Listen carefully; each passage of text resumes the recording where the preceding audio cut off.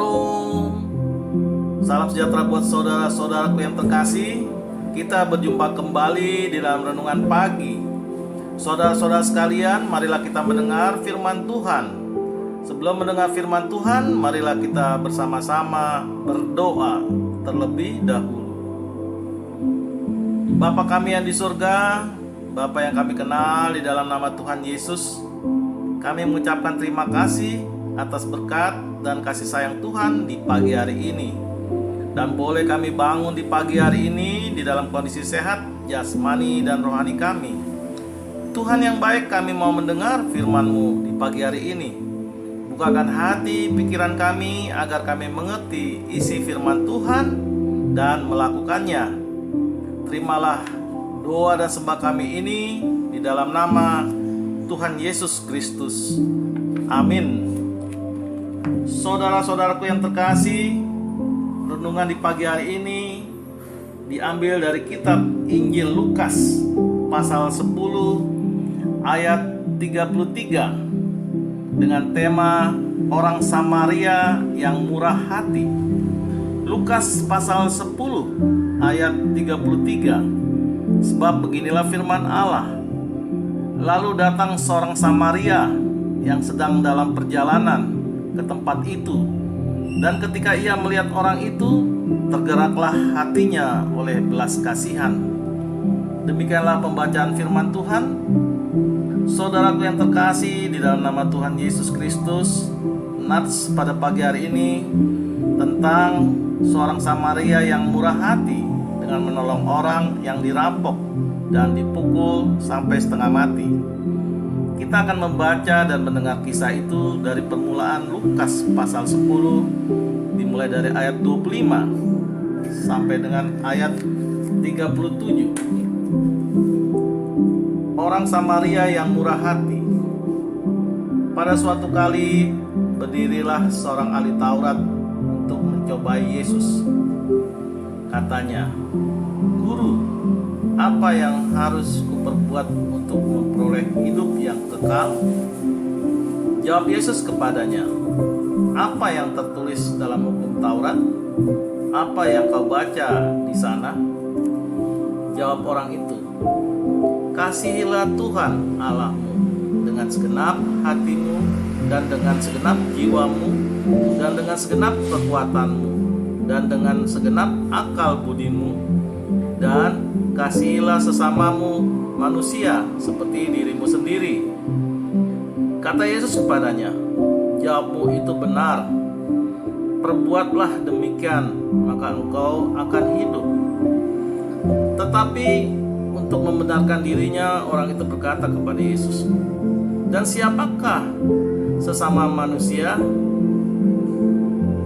Jawab Yesus, "Adalah seorang yang turun dari Yerusalem ke Yeriko.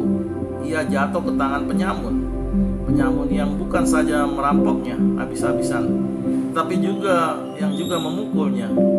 Dan sudah itu pergi meninggalkannya setengah mati. Kebetulan ada seorang imam turun melalui jalan itu. Ia melihat orang itu, tetapi ia melewatinya dari seberang jalan. Demikian juga seorang Lewi datang ke tempat itu. Ketika ia melihat orang itu, ia melewatinya dari seberang jalan. Lalu datang seorang Samaria yang sedang dalam perjalanan ke tempat itu. Dan ketika ia melihat orang itu, tergerak hatinya oleh belas kasihan. Ia pergi kepadanya, lalu membalut luka-lukanya. Sesudah ia menyiraminya dengan minyak dan anggur.